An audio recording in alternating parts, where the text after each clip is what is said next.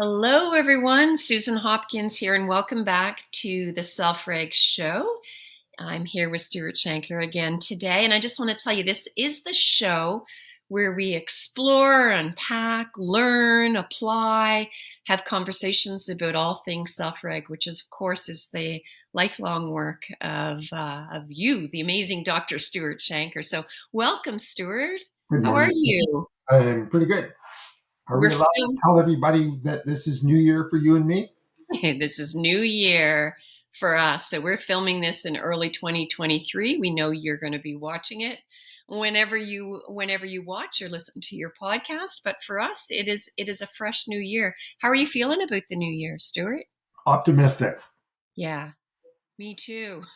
I don't know that I have ever been as happy to see a year change.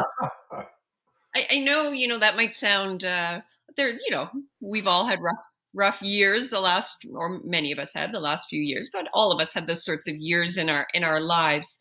But 2022 was Yeah, one, no regrets. That's how we grow, right? But I was really happy to see tick 2023, and I think there's a lot of heads nodding right now. yeah, and I agree with your mention of optimistic. I think self-reg is always hopeful, and it's hopeful not just in that um, you know you know rose-colored glasses kind of way. Like the science, it's the science and the people. It's so much more.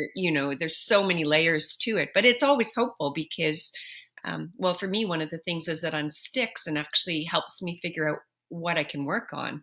And gets me out of that self control mindset, which we're going to talk about a bit today here. But it's also just hopeful in the sense that. It's path forward, and we're seeing changes, maybe not as fast as we would like to, but we're seeing that hope sort of spark all over the place. But there is this movement. I can feel this momentum. There's democracy is a big Yep. area for you, and you've done podcasts on that. We'll make sure to link those for folks. So it's been something that you've been grappling with for a long time. So there's that. That is moving. Long way to go, but is moving. It seems to be the momentum is moving. We Yes. don't feel like the loners over on one side. It just seems to be shifting in Yes. a healthy way. But there's so many other things. There's so many other things. What are you most excited about in the coming year? Probably the Canadian men's juniors game.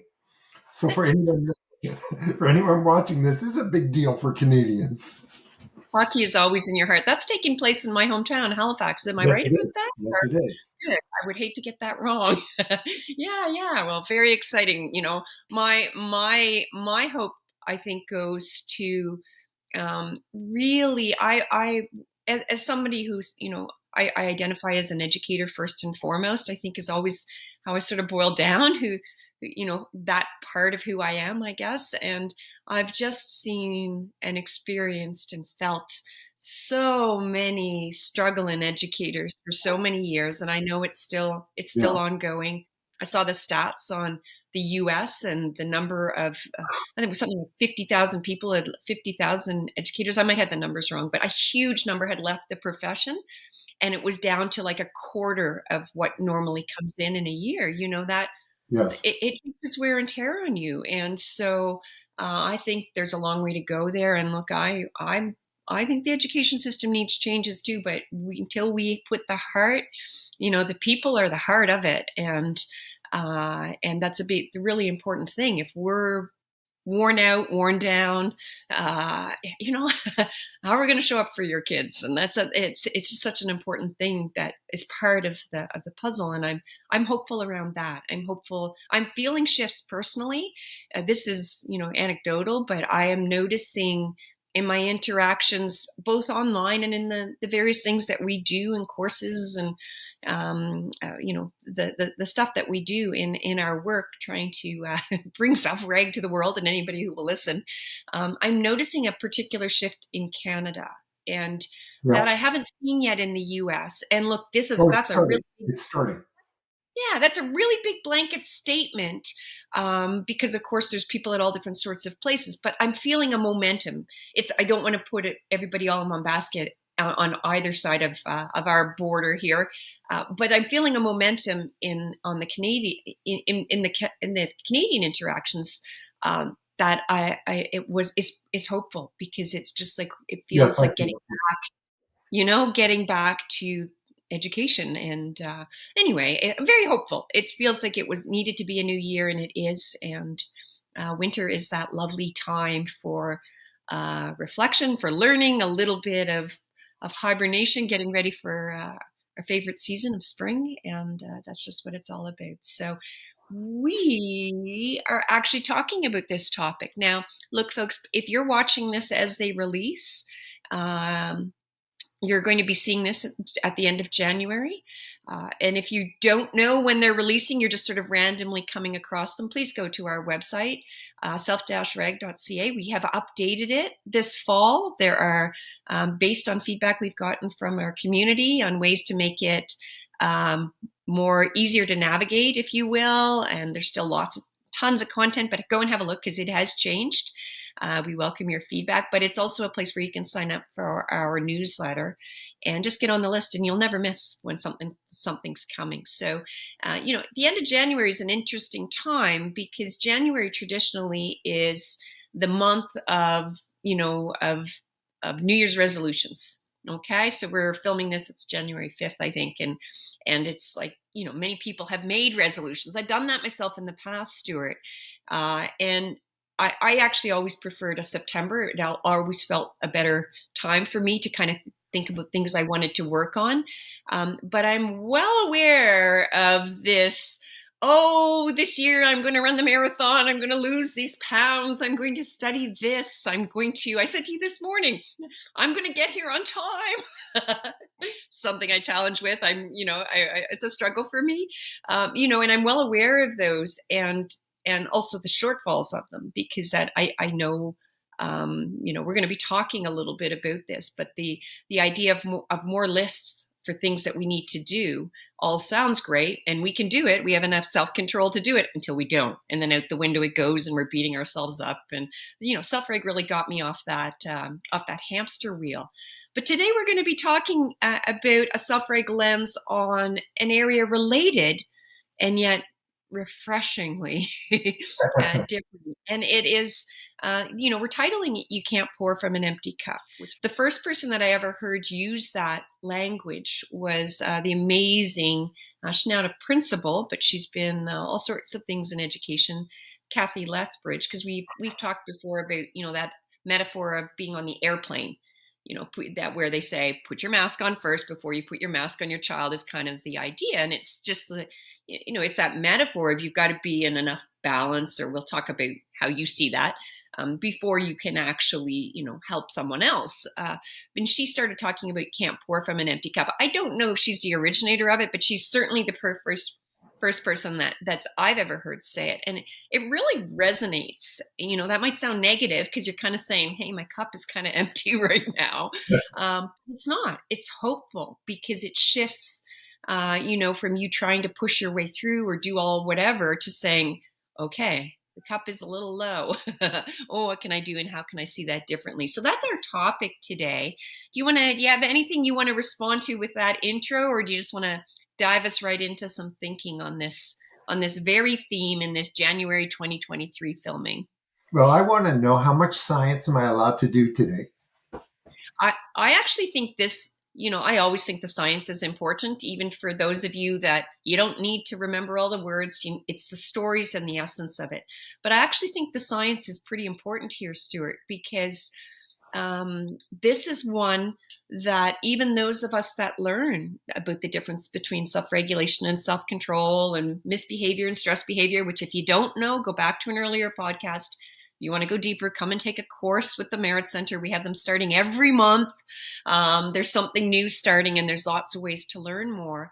And yet we'll revert right back to making our January resolution, and I'm going to do this, and then it's often, okay, well, I want to do it in a self-regulation way, but how? And I think without understanding, these aren't just nice ideas. This isn't just kumbaya and be kind to yourself, and that it's situated in real life. you got kids, you got responsibilities. You can't just drop all that and go to the spa for a week. So it needs some science. So you go as deep in the science as you like, and I'll try to think it through on my end and keep in mind what others might be wanting to ask you. Well, I thought I'd start off. I'd tell you a short little story. So I was at Oxford for 10 years, and I did my graduate degree I used the library at the Math Institute. And we had a sign up at the Math Institute saying that a mathematician is a machine for converting caffeine into theorems. So, needless to say, we had a state of the art coffee maker. Um, and I, my love of coffee dates from that time. And um, I drank so much that when I finished my DPhil, my wife and I took a holiday in Ireland, and we decided that I would go off coffee completely for a bit. And boy, did I ever get sick! So it was unbelievable. And so that kind of triggered my scientific curiosity. I wanted to understand, what the hell's going on here. To this day, I really can't start work until I've had one cup of coffee, and then I start to flag a couple of hours later, and I'll have a second cup. So I was curious, what exactly? I mean, we all know that caffeine is somehow enabling us to work, but I wanted to know why. I wanted to know what's actually going on neurochemically. So, you sure you want to know? Yep. Okay. Yep, I want to know. So we've got some receptors, and they're all through the body, but we got a bunch of them in the hippocampus, and they're called adenosine receptors. And their function is really to get us drowsy, to have a nice sleep, to rest. And caffeine has this incredible property that the caffeine molecule has the same shape as the adenosine molecule. And so what happens is when you drink a cup of coffee, the caffeine attaches. It's like, the key fitting the lock. It attaches to all these adenosine receptors, and it stops the brain from producing adenosine. That's what caffeine does. It blocks it. Now, there's a problem. And the problem is the brain sends an emergency message. And the message says, basically, we're not getting any adenosine. So there must be some threat. There must be some danger. And so, the brain's, it was designed pre-caffeine days. And so it sends a message down to the pituitary, and it says, I need some catecholamines, I need adrenaline, I need epinephrine, I need it now because there has to be some threat. So that's basically why we start to feel this surge of energy. So really what's happening is we've tricked the hippocampus, which now has caused this rebound effect. And so what we're really feeling is adrenaline. Now, there's a second aspect of this. I mean, you have to be careful what you ask me to explain.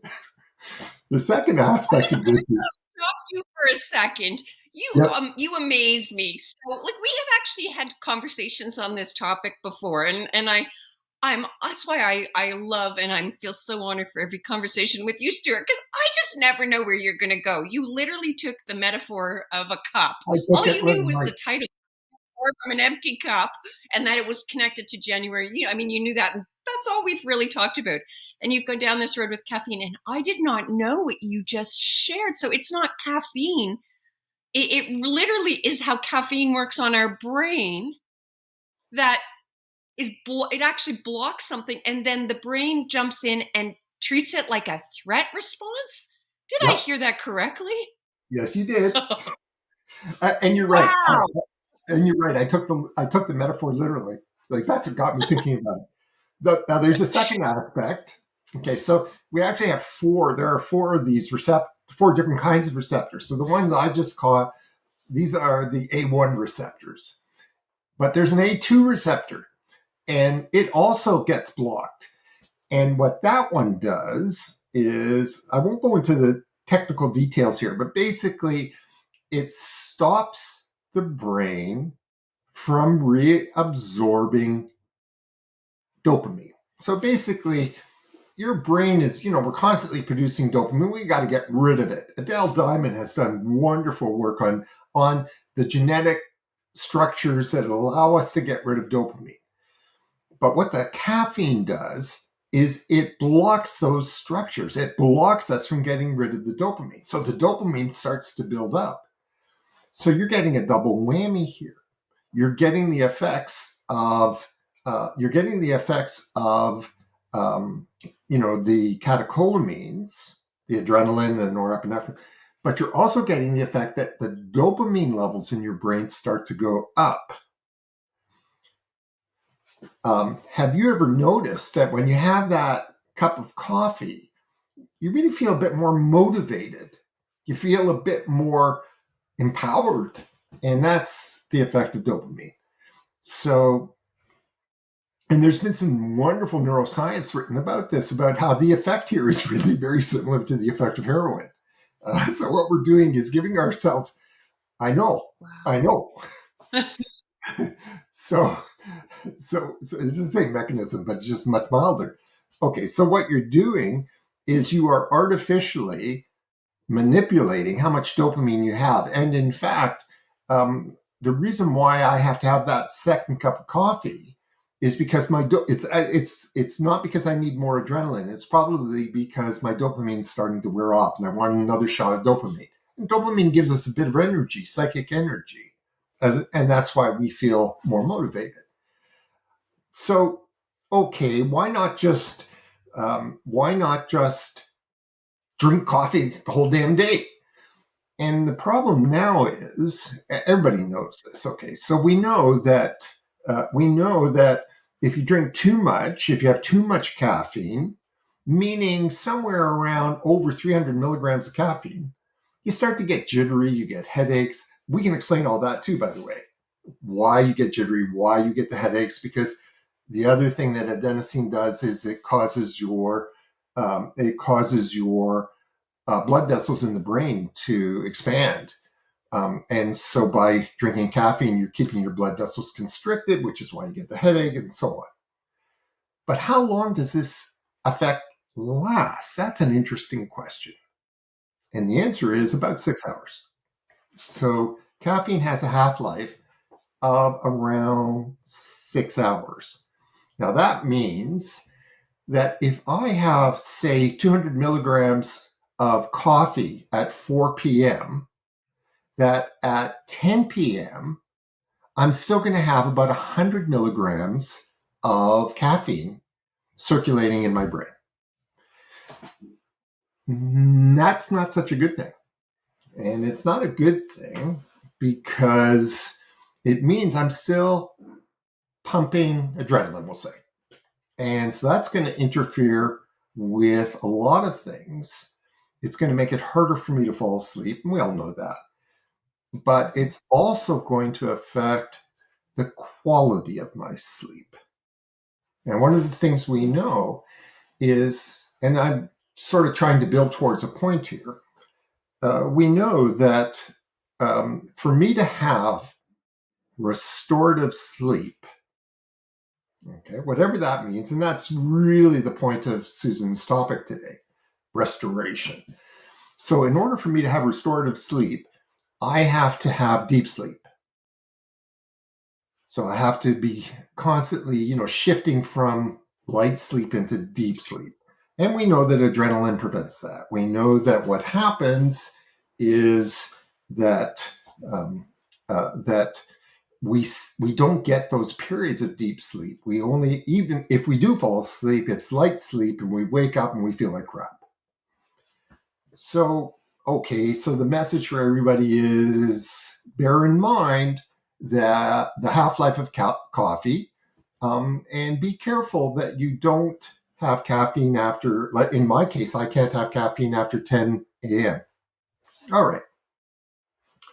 So that's a nice little lecture about how caffeine works on the brain, but it raises a really interesting question. I know that I need restorative sleep in order to wake up and my cup feels full today. So I know that I mustn't have caffeine late at night. But what else? Like, sleep for me it's an issue, and I'm pretty sure for everybody watching us, it's an issue. So what the caffeine story is telling us is that, I can bypass my signals. I can play games with my brain, but it's going to catch up with me. And it's going to be hard for me to fall asleep. It's going to be hard for me to have a good sleep. What else has the same effect? That's a very interesting question. And what's happening today is that we are a generation now, like Susan was joking when we started, but it's a serious joke. 2022 was a pretty tough year for everybody. And tough means that our stress levels were really, really high. And we deal with stress in the same way as having a cup of coffee. We trigger adrenaline, we trigger catecholamines. And that's what allows us to keep going. But the problem is the same as the problem with drinking caffeine when it interferes with sleep. If I go to bed and my catecholamine levels are high, I'm going to have trouble falling asleep. Okay, so maybe I do various things. Maybe I take melatonin, or maybe I have a white noise machine. Somehow I get myself to be able to fall asleep. But even if I fall asleep, maybe I wake up early, jolt awake at 3 a.m, or maybe I'm able to sleep the night through, but I don't jump out of bed ready to tackle the new day. I sort of, grumble my way to the coffee machine. So there's a very interesting problem for us as a species. And the problem is we can have this response. We can be building up catecholamines to deal with all the stresses in our life. And we don't know. We're not aware of what's going on. You weren't aware that that's how caffeine works. And you're not aware that all these stresses are building up the catecholamine levels so that by the time it comes to whatever it is you do to restore, you don't actually restore, or you only partially restore. So I'll say one last thing and then throw it back to Susan. This produces or presents a really interesting challenge, and that is, how can I get to restoration? How can I get to refilling my cup so that when I wake up in the morning, I don't have to use these artificial ways, or that I have these reserves so I can handle whatever life's going to throw at me today? And the answer is, there's not a trick here. There's not a, I can't say to you, well, if you go do 15 minutes of meditation or yoga before you go to sleep, everything's going to be fine. We need a pathway to restoration. And that's what Self-Reg is. Self-Reg has, if you're new to this, there's 5 steps, and you'll see step 4 is being calm, having embodied awareness. But that is not the end state. Alan Fogel once said that to you, Susan, remember? So the point of Self-Reg is not how do I get calm. The point of self-reg is how do I restore? How do I fill the cup again? And one of the blessings of self-reg is, I mentioned a second ago, we're not aware that we're triggering these. We're not naturally aware. In fact, nature seems to have designed us to be unaware of when we're triggering adrenaline. It's a way of keeping ourselves going. What self-reg does, it makes us aware. That's what step 4 is. It makes us aware not just of what it feels like, so we tune into all these sensations, but it makes us aware of why we've been triggering this stress response. And it makes us aware of what it feels like to have to go to bed in a state where you are going to have deep sleep, to wake up in the morning feeling that the cup is full, that the coffee is a wonderful way to start the day, but not a necessary way to start the day. Okay. So I have so many questions, and I have there's some really so much packed into that bit of science today. And just before I go to a couple things to dialogue on. I just want to go back to coffee for a moment. So, Okay. you do drink coffee, yes, Stuart? Yes, I do. I knew you always did, but I also know you've made some health changes in the last year or two that are even, Not I coffee. knew there No, was a no. Coffee's still there. one of the messages I often share with you, the little things that you'll mention to, or share with others, the little things that you'll mention to me, just when I'm dealing with being overstressed or whatever. And like I'll tell members of our team, it's like, no, close the computer and put it away. And like, I can't, I've got it. It's like, this is what Stuart would have said to me. Oh, okay. Come back fresh, do it tomorrow, and that kind of thing. But one of the ones I don't think I've ever told people is that when I'm traveling, because you always ask how the talk went, and you always, there's always a text or an email or something on an event, and you tell me, you've given me advice about pacing of my coffee. So I tend to have two coffees. I used to drink a lot more, but I tend to have two coffees sort of in a row, I guess. And you're like, no, an hour. There's a pacing to the coffee, as part of my strategy, right? So I know that this is going to open up a huge question, and probably not for today. And you may even want us to cut it out and make it a separate day. But I just want to talk about individual differences in coffee, because I know many people especially with certain diagnoses, and coffee is actually, um, you know, you'll see there's a forum that I follow. I follow a bunch of different groups, that some I self-identify with, and others just as trying to learn and understand and make sense of. And it's this idea of just how important coffee is, and what a different impact it has on many people. So I'm an example of that, or I used to be. I was once told I had adrenal fatigue, which was, I'm not even sure at that time. That was back in the 90s, and I'm not even. It was debated as if it was even a thing, but it was the fact that I could drink coffee until 9 o'clock at night.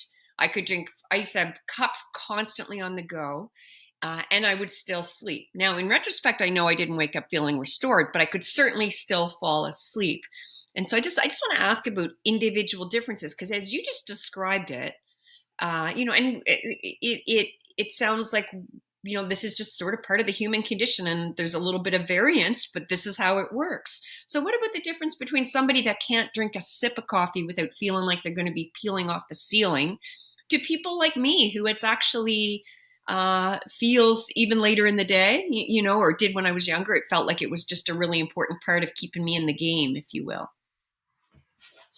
So I think you're exactly right. Everything you just said, and there's ways that we can check this now. But the number one question, because am I not right in thinking that in the beginning you used to tell me that you needed a small espresso in order to sleep well? Wasn't that Yeah, you? yeah, Yeah. yeah, So the thing now is, it's tea. But yeah. Okay, so Susan's absolutely right about individual differences. So the question then becomes, how do I feel in the morning? We know that you can bypass the caffeine and fall asleep. The question is whether you have restorative sleep. Now, restorative sleep means that you have to have a low level of tension. And that means that you have to have a lower heart rate. And if your heart rate remains elevated because you are still in a state of heightened tension, you will not easily slip into restorative sleep. You won't make those transitions. So the new sleep apps are very interesting to see, what was my heart rate during the night? Because what that's really telling you. So if you have a sleep app and you see that your heart rate was, you have to figure out what is what is your healthy resting heart rate when you're sleeping. So let's say, for the sake of argument, it's 60. And if I see that my heart rate is elevated, say to 10%, so my heart rate last night was 66, then that's telling me that my tension was high. Now, I mentioned a second ago, okay, so we're going to be checking now. How different am I really? So if I am genuinely different, then my heart rate's not going to be affected by my evening drink of tea or coffee.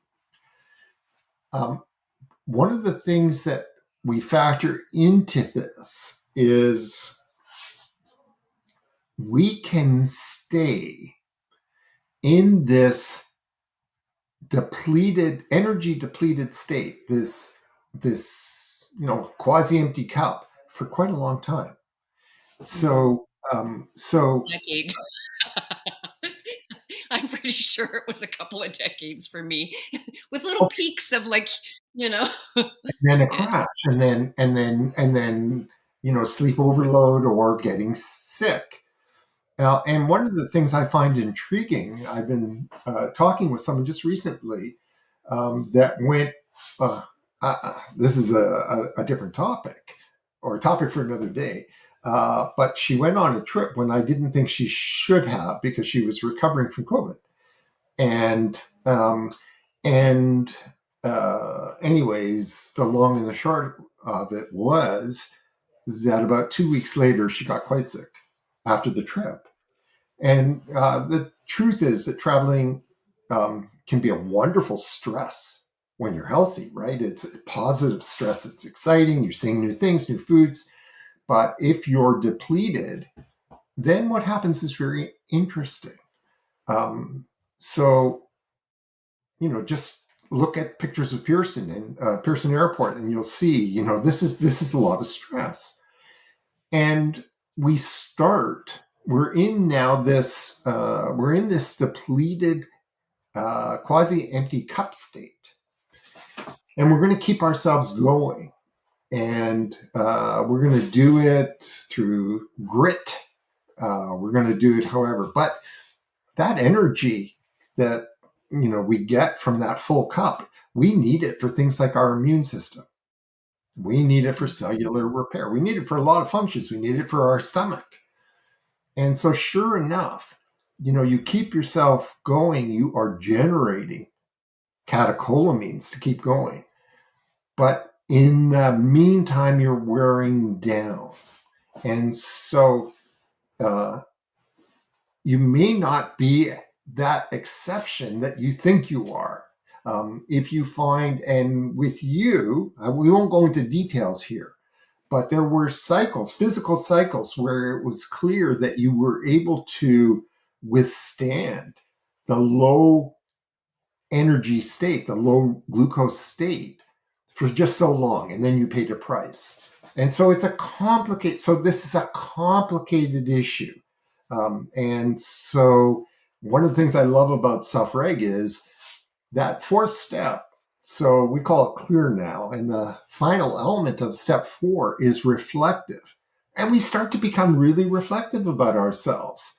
We start to ask ourselves, how did I feel during? How did I feel after? How do I feel 2 weeks later? Um, and we learn. And that's one of the gifts. One of the gifts about doing self-reg, Susan mentioned right at the outset, the metaphor she gave about putting on your own mask before your child's.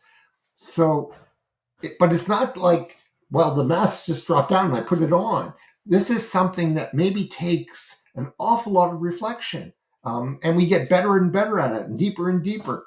So my response to your complication is exactly that. Yeah, it's complicated. So I've just had like a huge ahas, as I always do. So it's really interesting. First of all, for those of you wondering about step 4 and clear, it's calm or calmness, listening. The E and A are embodied awareness, and reflection or being reflective. And it as we come at this time of year and we begin to think about, filling up our cup, or whether you're thinking seasonally about the winter as your time to hunker down. I always loved living in the north for that. It got dark, it got quieter, and then you're ready, for blooming in the spring. But wherever you're at, we tend to really focus. Still, this is one of the challenges. We fall back to that list of things I'm going to do and should do. And, you might recognize and reduce some stress. So that's an important thing, that you might be better at doing all of those good, healthy things for you when you're in a period that you're not working for a bit of time, for example, or for whatever reason. But then we miss step 4 and 5. They become tokeny for some people. Look, if Yeah. you're way deep, some of you may be deeper in this than I am. I'm really living it, and learning all the time and thinking I understand things, and then eating some humble pie here and there and realizing, oh, I could talk it. I'm not doing it. And step 4 is an interesting one because people always talk about it like it's an alternative to some form of Eastern mindfulness. And look, for some people, mindfulness can certainly fit into that category. But earlier on, you mentioned Alan Fogel and his last book. It has resilience in the title. We'll have Adam make sure he puts it up there. And you have worked closely with Fogel, and you actually wrote the introduction to that book. We did a book study on it. It's worthwhile. And even Stuart's introduction is fabulous. But the whole book, Fogel is really, really, really interesting. But he talks about in there this idea, which is very step 4, of separating. He separates 3 different kinds of embodied self-awareness. There are a lot of big words in there. But the one that really kind of stayed with me was this difference. It's very aligned with self-reg in a lot of ways. This difference between mediated embodied self-awareness and restorative. And what he doesn't come out and it's not necessarily critical of the mindfulness movement, or any of you practicing meditation or whatever. The yoga is a piece of it for me that I try. So it's not negative those. It's just we honor that it's not for everyone, and that there's different ways that we might find that calm and work on the restoration. But he really says this mediated, this effortful kind of control, this kind of way that we're really trying hard to work on it. It is a state, but it is nowhere near the same as the state of that true embodied restoration. And I love you talking earlier. You've Yeah. always talked about like awe being one of those examples, right? But how cool to think about this. This is my aha from today. That thinking about this for the coffee. So for those of you that are drinking coffee all day long, I get in, my tea is part of it. I've gotten better. And I'm my sleep app is really interesting because I've learned just through Stuart and other things that he's thrown my way. You're looking for the pattern in your heart rate to be like a hammock, like an inverted, and when it's like this, this decline, it means that you started in an elevated state. So you had that sympathetic to an Exactly. elevated state. So I am getting a little bit, but I'm still kind of working on it. No, you're doing good. But yeah, well, I really find it interesting. It's making my biggest challenge is wearing the watch kind of irks me, which you've given me a solution to.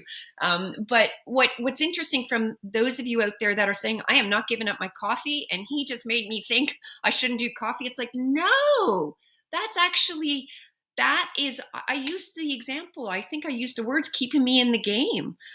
Most people who have known me would not have considered me, like, I didn't turn into a slug and go under a rock. I like powered through all kinds of stuff.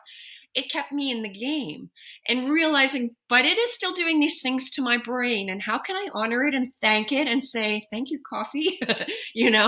And what more can I learn? How can I begin to reflect, stay in that, realizing that, because for me it doesn't make me hyper, it makes me feel, it does help with focus, it makes me, it is also a habit, it's something that just is a warm, the warm blanket kind of feel. But it was a really important piece of my story, I guess, in a way. And I think for many people it is. But then how can we stay with that? So let's not just put the science away and say, no, but this is because I have whatever, certain characteristics or diagnosis or whatever, this is necessary. It's like, no, this is, it is that mediated version. It's actually helping you. It's helping you through stay, and it helps with the awareness and all of those. How do we get to this genuine restoration? So I have one other point, but I just want to let you respond to anything there and correct if I've misstepped somewhere, or any kind of thoughts on that idea, Stuart. I will respond, but not correct, because I think you were exact bang on. But I'll just tell you what I've noticed in myself. So I do the same every single day. And that is, I will write for 3 to 4 hours. And what I've noticed is that at a certain point, and it's generally around 12 o'clock, which, by the way, Susan, is why I take my walk at 12 o'clock. Mm-hmm. I just feel like all of a sudden there's no gas in the tank. I just redlined. Now, what's happened is the effect of the caffeine has at that point worn off. When I was a grad student, I would then go and have another cup of coffee. Mm-hmm. And I mentioned how when we went to Dublin, I got sick, and that was, you don't want to abuse this system. You want to respect this system. And so now what I do is, when I get that sudden feeling of, oh, I can't even remember how to spell my middle name. I don't want to override it. And so it's a case of balance, isn't it? It's a case of learning. I adore the effects. I adore my morning coffee. And it's a bit of a fetish for me. But I don't want to ruin it. I don't want to abuse it the way I did when I was in grad school. So you learn to, accept the signals for what they are. And when it's telling you that's enough, then don't try to override it at this point. And that's a real big lesson, isn't it, for another day, for how we force kids to override. And it's really interesting for us with that, that clear, that calm listening, embodied awareness and reflection. It's in ourselves as well, right? Just being, that is that mindfulness that, you speak in our courses about the difference. You go Yeah. back to mind blindness versus mindfulness, but it's that awareness, that present moment, Yes. and just noticing. So becoming aware of how we're actually feeling, and it can Yes. be really, really interesting. And so for those of you listening and you were like, oh, I'm not giving up my coffee, you don't have to give up your coffee. Becoming aware of it. And I know for me, one of the things that helped was noticing when the coffee wasn't for pleasure, it was almost just a habit, was one Yes. thing. And getting Yes. back a little more to the pleasure of Yes. it. This cup I drink it out of matters. At this time of year, I sit in front of my fire, and when it gets warmer, I sit outside. But I also notice if you were like, oh yeah, not my coffee, but then we're like, but our teenagers are on their computers, or playing their video games all night long. And I know that's not the caffeine molecule. There's different science there, but it still is tapping into the dopamine system, and that, and realizing, okay, it's not as simple as just saying you just have to stop because it's bad for you. We all know it's not that simple. It's really trying to understand and what it is, like that awareness. And there's compassion for it, and realizing, okay, there's more going on here. You can't pour from an empty cup when somebody is on we just used coffee. Stuart went there with the metaphor. How fun is that? But there's all sorts of different ways that could be. It could be your Netflix binge watching, which we suddenly normalized as being like a cool thing. It's actually, it's tapping into some of the same systems in some of the different ways. Trying to understand, why Self-Reg starts with step one, reframing, trying to understand what's going on and what need is it feeling, and how to think about it a little bit differently. And years ago I asked you, because I was where I'm always working so hard. I think if one of my issues, my biggest challenges, is trying to not try so hard, and like Yeah. sometimes then I can get stuck, and I felt that this last year quite a bit. um, but nobody will ever have to come and tell me what I need to do. I try too hard, right? But I Yes. remember saying to you, I'm trying to get out of this, get feeling better. But all the things I know, all the good things that are good for me, which it's the same whether you have a self-control or a self-regulation lens in some senses. Drink some water, eat healthy food, nourish your body, move, get some, all these things do have, they have a positive impact on you being able to find we describe it differently, and there's a way more to it, but they are there. But if you're trying to push through and make yourself go for the walk and eat the healthy food and stop eating at 6 o'clock, and it we can do it until we can't, right? and That's and great. that then That's we end great. up beating ourselves up and feeling hard on ourselves. And it's if there's one thing, beginning to think about the things we're trying to work on in not just the biological domain, all of our domains, right? And that I like thinking about, okay, how do I want to feel? How do I want to? I know in the pro-social domain, so worried about, it's not just taking on the stress of others, worried about the state of the world, worried about, my kids' future, all things like this. I want to feel a little bit more at peace. I want to feel less drawn Yes. in and less helpless. I want to feel just a little more, right? Is one thing I want to feel in my Really good. biological domain.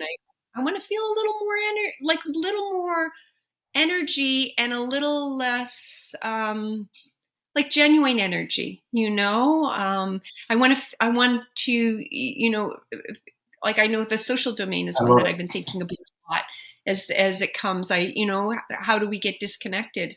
I've moved around a lot, so it's not just COVID. Me having lived in different places mean I'm no longer, just a short drive away from somebody who was important in my life. I'm now like, 3 plane rides away. So like really beginning to kind of think, what do I really want to feel and experience? Not what are the shoulds I should do. What do I want to, feel, is sort of something that I'm beginning to think about. So self-reg I really is love about self-compassion.